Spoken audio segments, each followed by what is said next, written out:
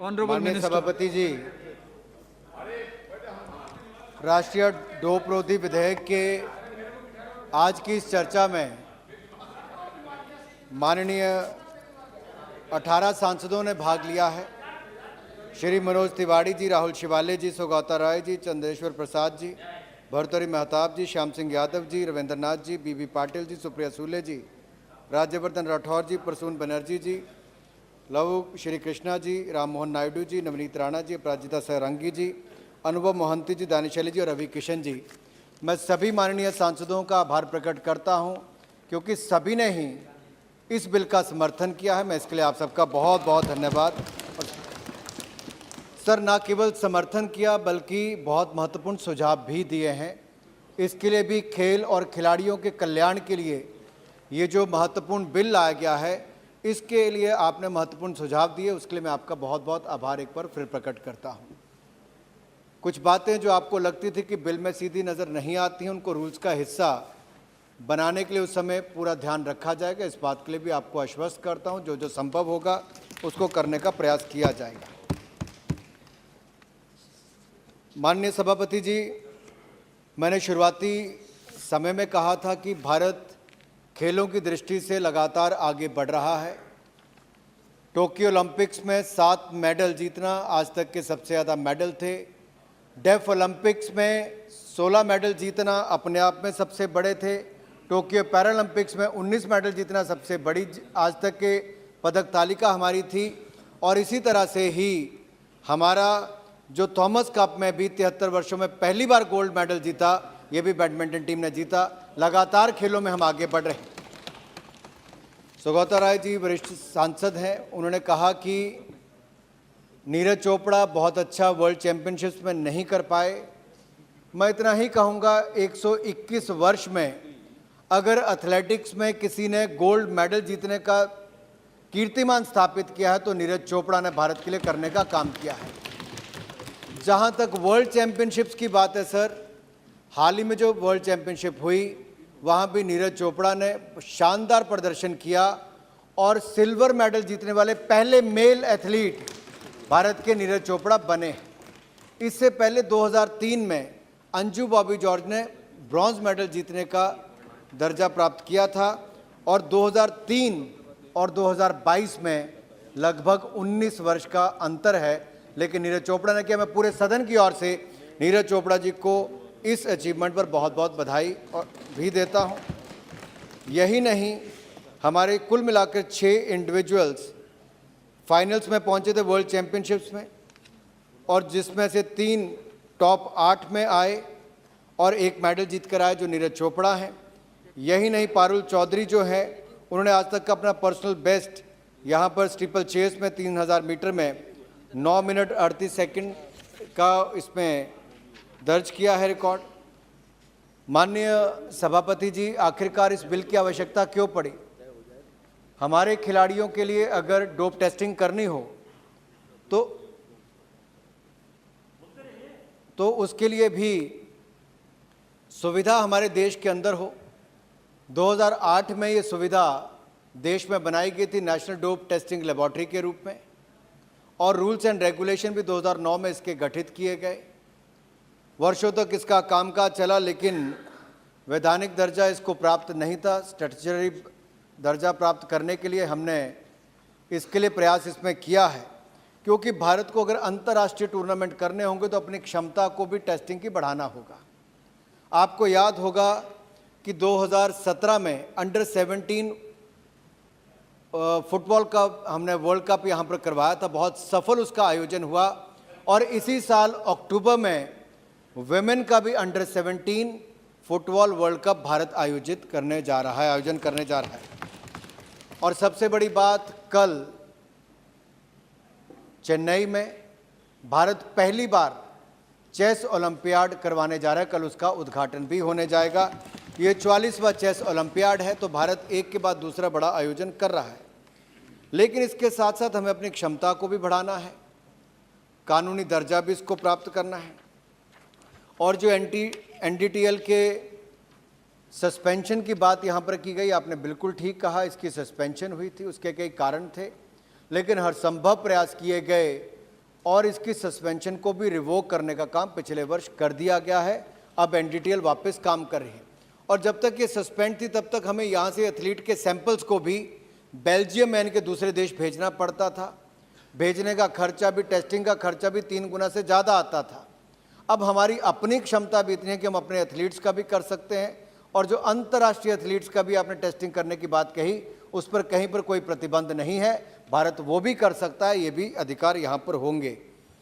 यही नहीं, ये भी पूछा गया कि आखिरकार रूल्स एंड रेगुलेशन तो थे, वाडा के नियमों के अनुसार ही थे, तो आपको ये स्टैट्यूटरी एंटी डोपिंग लेजिस्लेशन लाने का क्यों काम करना पड़ा? क्योंकि जो बाकी देश हैं, यूएस, चाइना, कोरिया और बाकी सब ने ये पहले ही कर लिया था। ऑस्ट्रेलिया, जापान ने। दुनिया के गिने चुने देशों में से अब एक भारत होगा जिसकी अपना कानून भी होगा और अपनी टेस्टिंग लेबॉर्ट्री भी है। इससे भारत की साख भी खेल जगत में और बढ़ेगी। यही नहीं सर, हमारी जो इंस्टीट्यूशनल कैपेसिटी है उसको भी बढ़ाने का, उसका सशक्तिकरण भी इसके माध्यम से होगा। जहां एक और 6000 सैंपल्स हम साल भर में आज टेस्ट करते हैं, जब हम कोई बड़ा टूर्नामेंट करते हैं तो लगभग 10,000 की टेस्टिंग हमें कम से कम 1-1.5 महीने के अंदर करनी पड़ेंगी। तो एक लेबॉर्ट्री से हमारा काम चलने वाला नहीं है, इससे ज़्यादा ही हमें इसकी क्षमता को बढ़ाना होगा अगर भविष्य में बड़े टूर्नामेंट्स और करने हैं। और मैं सदन में बड़ी गंभीरता के साथ कहना चाहता हूँ, जो कुछ सदस्यों ने अपने क्षेत्रों में भी मांग की है या देश के अलग अलग हिस्सों में खोलने की बात कही, भविष्य में ज़रूरत के अनुसार हम और लेबॉर्ट्रीज़ को खोलने का काम भी करेंगे। जो सुझाव आपने दिए हैं हम उसको भी ध्यान में रखेंगे। राहुल जी, आपने, कृष्णा जी ने और कुछ और सदस्यों ने ऐसी मांग की है, हम उसको लेकर भी इस सबको ध्यान में रखेंगे। क्योंकि एक बिल्डिंग और टेस्टिंग लेबॉर्ट्री बनाने में लगभग 70 से 100 करोड़ रुपये तक का खर्चा आता है। लेकिन पैसे की बात नहीं, ये हमें सुविधाएं भी देनी है और अपनी क्षमता को भी बढ़ाना है। इसमें भारत की सरकार कहीं पीछे नहीं रहेगी, इसका बात विश्वास में आपको पूरी तरह से बताना है। क्योंकि इससे हम दुनिया पर निर्भर नहीं रहेंगे। आत्मनिर्भर भारत, इसको बल हम डोपिंग के टेस्टिंग में भी देने का काम करेंगे, ताकि एंटी डोपिंग हम केवल कानून ही पारित ना करें, टेस्टिंग की क्षमता को भी बढ़ाएंगे और आत्मनिर्भर भारत के सपने को भी और मजबूत करने जाएंगे। दूसरा एक इसमें प्रश्न आता था कि कंसल्टेशन कितनी की, और माननीय प्रधानमंत्री जी का भी ये बार बार मानना है कि कोई भी कानून लाएं उसकी वाइडर कंसल्टेशंस होनी चाहिए। हमने जो देश की खेल संस्थाएं हैं, इंडियन ओलंपिक एसोसिएशन हो, नेशनल स्पोर्ट्स फेडरेशन हो या राज्य के खेल संघ हो, वहाँ से लेकर वर्ल्ड एंटी डोपिंग एजेंसी, जो इसकी वर्ल्ड की एक संस्था है, जो हमारी जिसके रूल्स को देखकर, रेगुलेशंस को देखकर हम बहुत सारे अपने नाडा के रूल्स एंड रेगुलेशन को वहाँ से लिया गया है। और यूनेस्को के भी जो हमने दुनिया भर में जैसे उनकी मार्गदर्शन मिलता है, वहाँ से भी जो हमें अडॉप्ट करना था वो भी किया गया। और पार्लियामेंट्री स्टैंडिंग कमेटी की भी जो रिकमेंडेशंस थी, हमने उसको बहुत गंभीरता से लेकर वापस बिल ये लेकर आए हैं। शायद इसीलिए आप सबका सहयोग समर्थन यहाँ पर मिला भी है। और अगर कहीं पर सुधार और करना है, आपने कहा कि रूल्स में उसको करने की आवश्यकता पड़ेगी, तो मैं सदन को आश्वस्त करना चाहता हूँ, हम उसको भी वहाँ पर करने का काम करेंगे। क्योंकि यूनेस्को का जो मॉडल लेजिस्लेटिव फ्रेमवर्क है उसको भी हमने पढ़ा है और उसको भी इसको फैक्टर इन करने का काम किया है। हमने इसके अलावा जो दुनिया भर के उनके अपने देशों के एंटी डोपिंग एजेंसीज बनाने का राष्ट्रीय कानून बने हैं, चाहे वो ऑस्ट्रेलिया का हो, यूके का, कनाडा, जर्मनी, फ्रांस का हो, हमने उसका भी अध्ययन करके उससे भी बहुत कुछ प्राप्त करके अपने इस बिल में उसको रखा है। प्राइवेट लेबॉर्ट्रीज़ की आपने बात कही। निश्चित तौर पर जब हमें अपनी क्षमता बढ़ानी होगी तो केवल सरकारी नहीं, प्राइवेट ऐसी लेबॉर्ट्रीज़ की भी स्थापना भविष्य में हो, हम उस दिशा में भी देखेंगे। और इस लेजिस्लेशन के माध्यम से हमारे खिलाड़ियों के अधिकारों का, उनको भी सेफगार्ड करने का प्रयास किया जाएगा, ताकि उनके राइट्स और इंटरेस्ट को सेफगार्ड किया जाए। एक बहुत अच्छी बात हमारी स्टैंडिंग कमेटी के माध्यम से आई थी कि प्रोटेक्टेड पर्सन्स का इसमें ध्यान रखा जाए। और प्रोटेक्टेड पर्सन है कौन है, इसकी भी चर्चा यहाँ पर की गई। माइनर एथलीट्स भी हैं, रिक्रिएशनल एथलीट्स भी हैं और हमारे एथलीट विद डिसेबिलिटीज़ भी हैं। ये बहुत इंपॉर्टेंट क्लॉज है और इसको इस पे रखना इसलिए आवश्यक था और इसको रूल्स में इसको समय समय पर डिफाइन इसलिए किया जाएगा। माननीय भर्तृहरि मेहताब जी ने इस विषय को उठाया था और कुछ और यहाँ पर माननीय सदस्यों ने उठाया, क्योंकि वाडा भी समय समय पर अपने रूल्स और रेगुलेशंस में बदलाव लाता है, कभी 3 साल बाद, कभी 2 साल के बाद।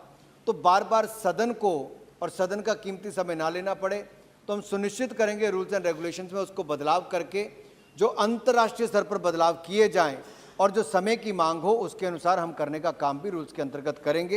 ये भी मैं आपको विश्वास दिलाना चाहता हूं। और प्रोटेक्टेड पर्सन्स को रिलैक्स भी इसमें किया गया। फॉर एग्जांपल, यहाँ बॉडी बिल्डिंग की एक बात आई। अब वो ओलंपिक स्पोर्ट नहीं है, लेकिन बॉडी बिल्डिंग को लेकर जो सप्लीमेंट्स भी कई लोग लेते हैं अपनी परफॉर्मेंस एनहांसमेंट्स के लिए, उसके ऊपर भी एक बड़ा प्रश्न चिन्ह खड़ा किया गया। सुप्रिया जी और कुछ और सदस्यों ने बात कही। ये चिंताजनक विषय भी है और मैं सदन को बड़ी जिम्मेदारी के साथ एक बात और फिर कहना चाहता हूं।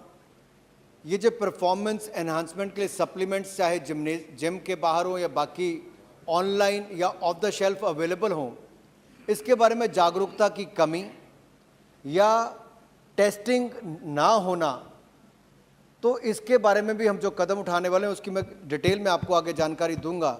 हमने इसको बड़ी गंभीरता के साथ लिया भी है, इसको मैं आपको बताऊंगा। इस कानून से हमारे एंटी डोपिंग अवेयरनेस, एजुकेशन और रिसर्च फैसिलिटीज़ को भी और सशक्त करने का अवसर मिलेगा। सुप्रिया जी ने और कुछ माननीय सांसदों ने यहाँ पर कहा कि आप जागरूकता अभियान, अवेयरनेस कैंपेन भी चलाएं।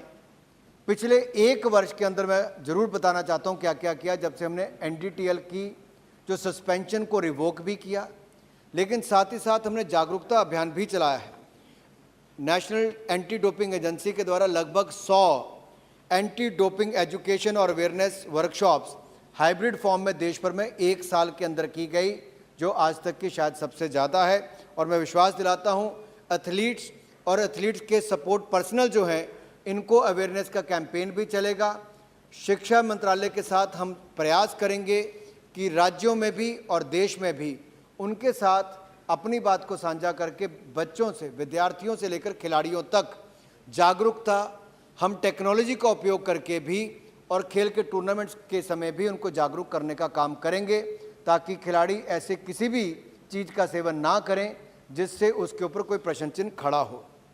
यही नहीं, नाडा ने 3री मीटिंग फंड अप्रूवल कमेटी की होस्ट की और 2nd मीटिंग COP8 ब्यूरो की दिल्ली में यूनेस्को इंटरनेशनल कन्वेंशन की अगेंस्ट डोपिंग इन स्पोर्ट, यहाँ पर हमने इसका आयोजन भी किया था, जो अपने आप में दिखाता है कि भारत आयोजन भी कर रहा है। और आपको जानकर प्रसन्नता होगी कि इसमें भारत को चेयरपर्सन चुना गया है फंड अप्रूवल कमेटी का, और ब्यूरो का मेंबर भी इसमें चुना गया है। जहां एक और सस्पेंशन थी, वहां से 1 ही साल के अंदर हमने बिल लाने का काम भी किया, टेस्टिंग को और बढ़ाने का काम भी और जागरूकता अभियान को बढ़ाने का काम भी किया है। और नाडा ने 157 लीगल हियरिंग्स को बहुत सक्सेसफुली कंडक्ट किया है और एंटी डोपिंग डिसिप्लिनरी पैनल और एंटी डोपिंग अपील पैनल ने 87 ऑर्डर भी पास किए हैं।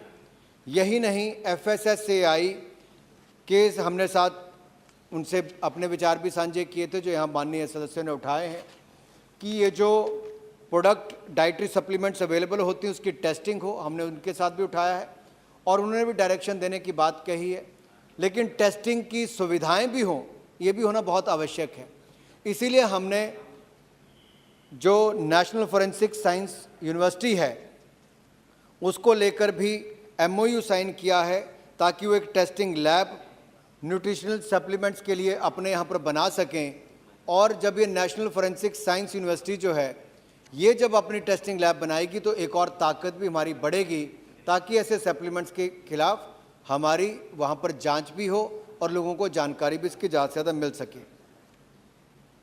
इस सब से क्या होगा, जो हमारे स्टैंडर्ड डाइटरी सप्लीमेंट्स हैं और जो नॉन स्टैंडर्ड्स हैं, उसके बीच में जो जानकारी नहीं मिलती कि कौन स्टैंडर्ड वाले हैं, कौन नॉन स्टैंडर्ड वाले हैं, उनकी जानकारी भी इस टेस्ट के माध्यम से मिल पाएगी और इस गैप को, कमी को भी हम पूरा कर पाएंगे। हमने कुछ खास चर्चा तो नहीं चल रही?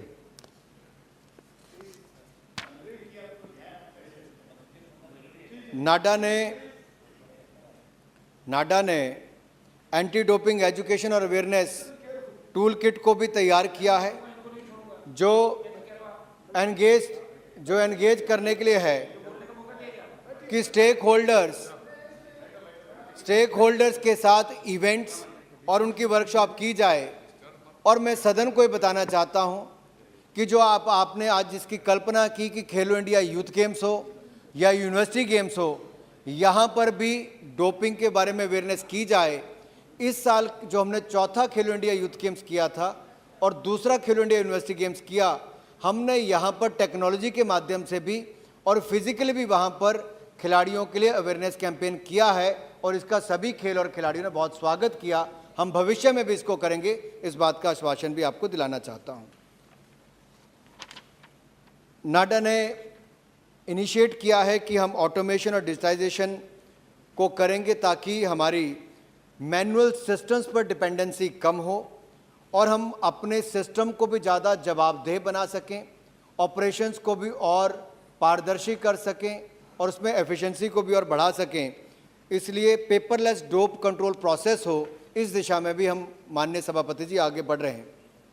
Digital quiz and educational resources हमने इनको भी डेवलप किया है। डिसेमिनेशन और वेब बेस्ड एप्लीकेशन भी हमने डेवलप की है ताकि हम और मैसेज भी एथलीट्स तक पहुंचा सकें।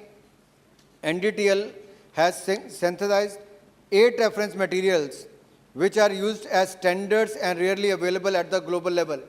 तो जो दुनिया में अवेलेबल है हम उससे भी आगे जाने का काम भारत में कर रहे हैं और ये तब हुआ है जब हमने नाडा के बोर्ड पर DG की नियुक्ति भी की है और उन्होंने पिछले 4-5 महीनों में बहुत बड़ा बदलाव वहाँ पर लाने का काम भी किया है। ये सरकार नहीं चला रही, ऑटोनोमस बॉडी है और इनको वहाँ पर भी सशक्तिकरण करने का काम, जहाँ पर उनको लगता हो कि अपनी स्ट्रेंथ को बढ़ाना है, नियमों को में और सुधार करना है, उस तरह से भी उनको स्वतंत्रता वहाँ पर दी गई है और सशक्तिकरण करने का काम भी किया गया है। आगे इसको रिसर्च एंड डेवलपमेंट एक्टिविटीज़ को और बढ़ाया जाए तो NDTL ने एक ड्राफ्ट MOU IIT दिल्ली के साथ भी कोलैबोरेशन करने के लिए किया है। इसके अलावा माननीय अध्यक्ष जी, कुछ और बातें जो यहाँ पर आई, राममोहन नायडू जी ने कहा था कि फॉरेन एथलीट्स पर क्या लागू होगा, तो मैं कहना चाहता हूँ हाँ, इसमें कोई दिक्कत नहीं। वहाँ की फेडरेशंस भी हमें यहाँ पर कह सकते हैं, उनकी टेस्टिंग भी यहाँ पर करवा सकती है और जो टूर्नामेंट का आयोजन यहाँ पर हो रहा है तो उसकी टेस्टिंग भी यहीं पर ही होगी। वैसा भी एक प्रावधान यहाँ पर हमें इसीलिए अपनी क्षमता को बढ़ाना भी है। और थर्ड पार्टी सैंपल कलेक्शन के लिए भी हमने पारदर्शी तरीके से, ताकि किसी को ये शंका ना हो कि उसका सैंपल लिया तो रास्ते में कहीं खराबी हो, इसको भी हम बहुत फुल प्रूफ तरीके से करने वाले हैं और टेक्नोलॉजी ड्रिवन भी करने वाले हैं। दूसरा कहा गया कि सरकार ने वाडा के जो बोर्ड है उस पर CEO की नियुक्ति या DG की नियुक्ति सरकार कैसे करे, ये वाडा के रूल्स के अनुसार ही नाडा के DG की नियुक्ति हमने यहाँ पर की है, ऐसा मैं सदन को बताना चाहता हूँ। जो आपके नियम कहते हैं और हमारा कानून कहता है उसके अनुसार इसकी नियुक्ति की है। और ऑस्ट्रेलिया के भी स्पोर्ट्स मंत्रालय ने नियुक्ति की थी, यहाँ तो सरकार ने वहाँ पर नियुक्ति करने का काम किया है। दूसरा, सर्च एंड सीजर की आपने बात कही, ये इसलिए भी करना पड़ा कि उसके बिना तो बगैर किसी अधिकार के ये शायद एडुकेट लीगल अथॉरिटी बन ना पाती, तो इसको दिया है। मैं ये भी आश्वस्त सदन को करना चाहता हूँ, इसका कोई भी दुरुपयोग ना हो, इसका हम सब प्रयास करेंगे क्योंकि खिलाड़ियों के ही हित में है। ये किसी को राजनीतिक रूप से प्रताड़ित करने के लिए नहीं है, ये खेलों में सुधार और खिलाड़ियों को नशों से दूर रखने के लिए, उस दिशा में डोपिंग से दूर रखने के लिए। क्या सॉरी सर, विषय पे नहीं सर, इसका उन्होंने कहा कि थोड़ी चिंता की जाए कि ऐसा कुछ ना हो सर्च एंड सीजर के लिए, तो हम प्रयास करेंगे कि ऐसा कुछ भी ना हो और ऐसा संभव नहीं होगा। दूसरा, बजट की बात की गई सर, मात्र 4.5 करोड़ रुपया NDTL के लिए बजट होता था।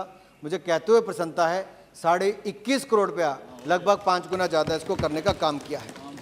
लेटेस्ट इक्विपमेंट भी इस पर हमने इंस्टॉल कर दिए, वहाँ पे भी फंड्स का कोई कमी नहीं आने दी, वो भी किया है। और नाइपर और CSIR के साथ भी कोलैबोरेशन की है कि देश में जितने भी साइंटिफिक एजेंसीज हमारी ऐसी संस्थान हैं उनके साथ भी हम कोलैबोरेट कर रहे हैं। IIT से लेकर नाइपर से लेकर CSIR से लेकर national forensic science university, sir इन सबके साथ हमने एग्रीमेंट और कोलैबोरेशन करने का काम किया है ताकि इस दिशा में हम दुनिया के पीछे ना जाएं We should not follow the world, but we should become the world leaders in the coming years. Not only for the Indian athletes, but for the globe, we should be the leaders in that region. दूसरा sir, अगर हम देखें तो Asian region में भी गिने चुने लोग ही जिनके पास टेस्टिंग लैब्स हैं। भारत केवल देश के लिए नहीं, दुनिया के लिए, क्योंकि हमारी जो कॉस्ट है वो दुनिया के मुकाबले 1/3 या 1/4 होगी, तो हम बहुत इफ़ेक्टिव भी हो सकते हैं। ना केवल भारतीय खिलाड़ियों के लिए बल्कि दुनिया भर की संस्थाओं के लिए भी एक हब भारत बन सकता है। उस दिशा में भी हम काम करेंगे। और इंटरनेशनल कोलैबोरेशन हम वाडा की एक्रेडिटेड लेबॉर्ट्रीज के साथ भी जापान, जर्मनी, स्पेन के साथ कर रहे हैं। राहुल जी ने सबॉर्डिनेट लेजिस्लेशन की बात कही थी कि आप एजुकेशन अवेयरनेस, उस पर मैंने काफ़ी विस्तार में राहुल जी यहाँ पर कहा है। और नेशनल फॉरेंसिक साइंस लेबॉर्ट्री की बात भी मैंने यहाँ पे कह दी है। FSSAI के भी सर मैंने यहाँ पे पहले बताया कि जो सप्लीमेंट्री सब्सटेंस है उसकी जांच करने के लिए ये 2 NFSU और FSSAI हमने उसके लिए रेप्यूटेड इंस्टीट्यूशन के साथ टाई अप किया है, कोलैबोरेट किया है। सौगता दा ने कहा कि कोच भी रिस्पॉन्सिबल, और बाकियों ने भी कहा निश्चित तौर पर जहाँ कोच ने खिलाड़ी को भ्रमित करके उसको कुछ ऐसा सब्सटेंस लेने की बात कही होगी जो सप्लीमेंट नहीं लेना चाहिए, वहाँ पर उनके खिलाफ भी कार्रवाई हो, इसको भी सुनिश्चित किया जाएगा ताकि इसमें कोई कमी ना हो। कैच देम यंग की बात प्रसूंदा ने यहाँ पर कही। खेलो इंडिया की शुरुआत ही माननीय प्रधानमंत्री मोदी जी ने इसलिए की थी। आज मुझे कहते हुए प्रसन्नता होती है सर कि चौथा खेलो इंडिया यूथ गेम्स जब हुआ तो 8,500 से ज़्यादा खिलाड़ी और ऑफिशियल्स ने उसमें भाग लिया, जो दुनिया के सबसे बड़े यूथ गेम्स के रूप में दुनिया भर में खड़ा हुआ है। इसी तरह से ही यूनिवर्सिटी गेम्स में लगभग 5,000 खिलाड़ी और एथलीट्स ने भाग लिया, जो दुनिया के सबसे बड़ी यूनिवर्सिटी गेम्स में से एक खेलो इंडिया यूनिवर्सिटी गेम्स भारत में बनकर तैयार हुआ है। यही नहीं, भर्तृहरि मेहताब जी ने भी कुछ विषय यहाँ पर उठाए थे कि पर्सनल इन्फॉर्मेशन जो है वो जग जाहिर ना हो। मैं आपको विश्वास दिलाना चाहता हूँ, डेटा प्राइवेसी के बारे में हम लोग बहुत गंभीर भी हैं और ये डिपार्टमेंट के पास ही रहेगा। जो प्रोटोकॉल जो पूरी दुनिया भर में फॉलो किए जाते हैं, हम भी भारत में उसको फॉलो करेंगे और किसी एथलीट का कोई भी डेटा किसी गैर जिम्मेदार व्यक्ति के साथ शेयर नहीं किया जाएगा। इसको केवल जिस एजेंसी के साथ हमें शेयर करना केवल वहीं पर करेंगे और कहीं पर ना करने की नौबत नहीं आएगी। जहाँ तक रिमूवल ऑफ DG की बात आपने क्लॉज 14(3), 15(1) और 15(8) में कही है, उसको मॉडिफाई करके हमने क्लॉज 14(4) में इसको उसका प्रावधान किया है ताकि उसमें कोई दिक्कत ना आए। दूसरा क्लॉज 11 और 12 में अपॉइंटमेंट और रिमूवल की बात बार बार आई, तो इस पर मैं केवल इतना ही कहूँगा, in order to provide rate and endurance to the bill, minute details are not laid down in the bill, but we'll take care of that in the rules and regulation and will ensure that that will happen. However, the clause 29 provides for the subordinate legislation on all those aspects and all the concerns and suggestions of the Parliamentary Standing Committee, as well as the honorable member will be duly considered while framing the rules and regulation. As I rightly said earlier, the board, NADA and the NDTL, disciplinary and the educating panel, sir इसके लिए rules बनाते समय हम सारे सुझावों को उसमें प्रयास करेंगे कि उनको वहाँ पर ध्यान रखा जाए। एक और माननीय सांसद ने कहा था कि इंटरनेशनल नॉर्म्स के अनुसार ही इसको किया जाए, तो मैं कहना चाहता हूँ हमने इसका स्ट्रक्चर हो या कानूनी प्रावधान जो किए हैं, अंतर्राष्ट्रीय बॉडी वाडा, यूनेस्को के प्रावधान, रेगुलेटरी फ्रेमवर्क और दुनिया भर के देशों के जो कानून अब तक बने हैं उनको मद्देनजर रखते हुए इसको तैयार किया गया है। एडजुडिकेशन की सर बात की गई। डिसिप्लिनरी पैनल और अपील पैनल, ये 2 इसलिए अलग अलग बनाए गए हैं कि 3-3 मेंबर की एक कमेटी होगी और उस पर भी जो 3 लोग होंगे, जैसे लीगल मेंबर, मेडिकल मेंबर और स्पोर्ट्स मेंबर होगा, तो 3 मेंबर की एक कमेटी होगी। तो 15 मेंबर जब हैं तो 5 ऐसे पैनल बन सकेंगे, तो खिलाड़ियों को ज़्यादा इंतज़ार भी नहीं करना पड़ेगा। इसी तरह से अपील पैनल पर भी 3-3 मेंबरी कमेटी है और उसके भी 3 बेंच होंगे ताकि समय रहते खिलाड़ियों को न्याय भी मिल सके।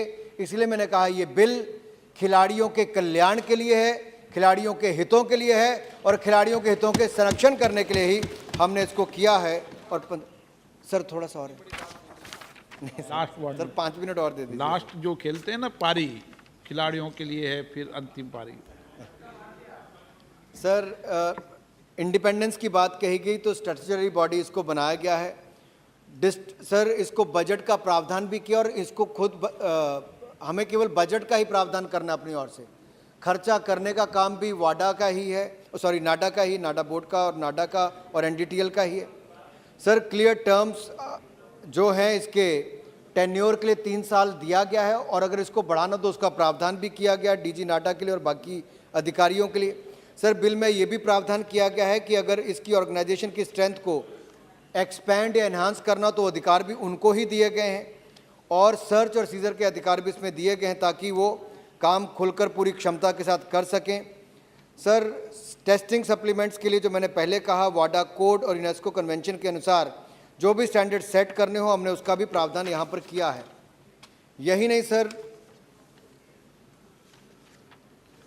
डेटा की मैंने पहले बात कह दी कि उसको केयरफुली हम प्रोटेक्ट भी करेंगे और प्राइवेसी और एथलीट्स को भी रखेंगे।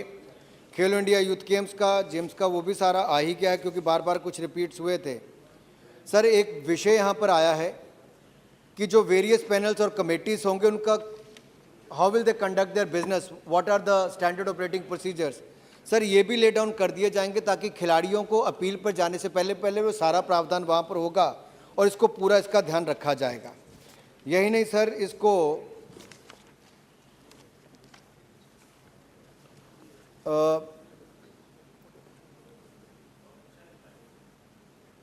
सर टोटल मेडल्स की बात यहाँ पर की गई सर और कुछ बजट की बात भी यहाँ पर की गई। मुझे लगता है कुछ जानकारी सदन की गलत कुछ सदस्यों की थी तो उन्होंने दिखाने का प्रयास किया जैसे मेडल भी कम हो गए और खेल का बजट भी कम हो गया। सर ऐसा नहीं है। मैं समझ सकता हूँ कि आपको पॉलिटिकल स्टेटमेंट बनानी तो आप कह सकते हो कि प्रधानमंत्री जी फ़ोटो क्यों खिंचवाते हैं, लेकिन सर उन खिलाड़ियों से पूछिए क्योंकि मैं तो जब ओलंपिक्स में खेल कर खिलाड़ी आए या वहाँ पर खेल भी रहे थे या पैरालंपिक्स के थे सर किसी भी देश के खिलाड़ी से पूछिए, दुनिया के शायद ही कोई प्रधानमंत्री ऐसा हो जो देश के खिलाड़ियों को टूर्नामेंट में जाने से पहले और आने के बाद उनका स्वागत भी करता, उनका मनोबल भी बढ़ाता।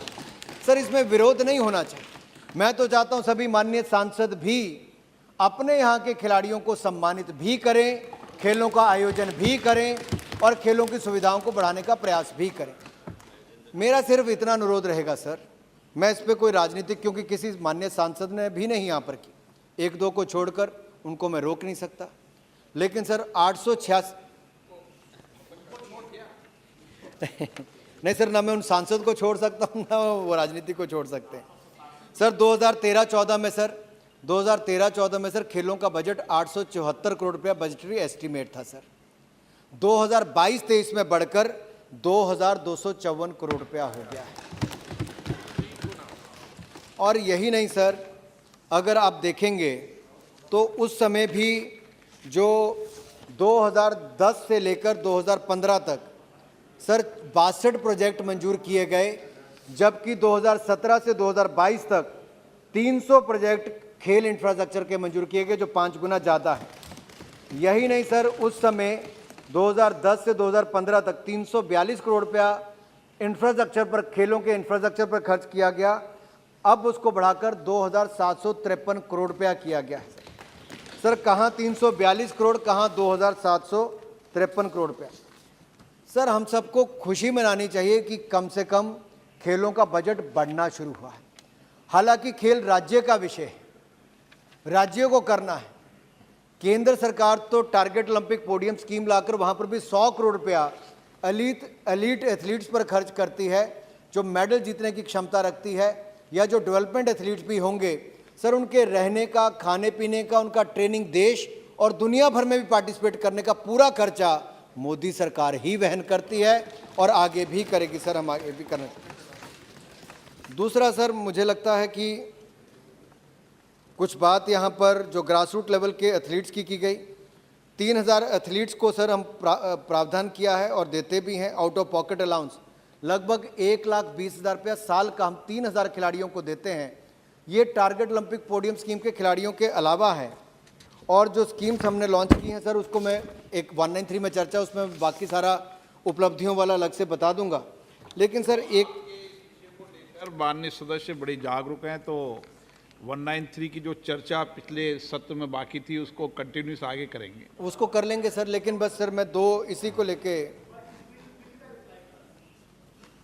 सर बस बिल के रिप्लाई पे मैं खत्म कर रहा हूं सर। 2-3 इश्यूज यहां पर आए। अब और बोलो आप, नहीं सर, दानिश अली जी को परेशान करने हैं। यहाँ पर सर 2-3 विषय आए। एक विषय बीच में निशिकांत दुबे जी ने उठाया कॉन्फ्लिक्ट ऑफ इंटरेस्ट का, क्योंकि हम सब ने ये तय किया था कि यहाँ पर कोई भी किसी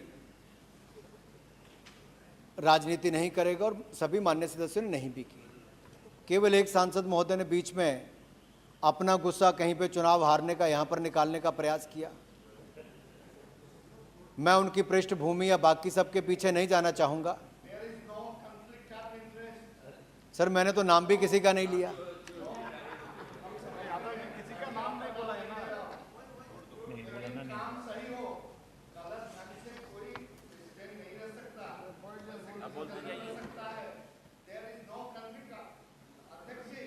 आपकी बात आपने बोल ली माननीय मंत्री जी, कोई रिकॉर्ड पे नहीं आ रहा। माननीय मंत्री जी के अलावा कोई रिकॉर्ड पे नहीं आ रहा। चलिए सर, एक समय ऐसा था कि कुछ लोग सर जो चुनाव अपनी संस्थाओं के न जीत पाए, भड़ास कहीं और कर निकालें। मेरा केवल इतना कहना है, हम खेलों को बढ़ावा देने के लिए सब इकट्ठे मिलकर अपनी ताकत लगाएं। चुनाव हार जीत होती है सर, वो होगा, मुझे उस पर नहीं कहना, क्योंकि पूरे सदन का माहौल बहुत अच्छा था। पिछली बार भी 193 में कुछ लोगों ने गड़बड़ करने का प्रयास किया।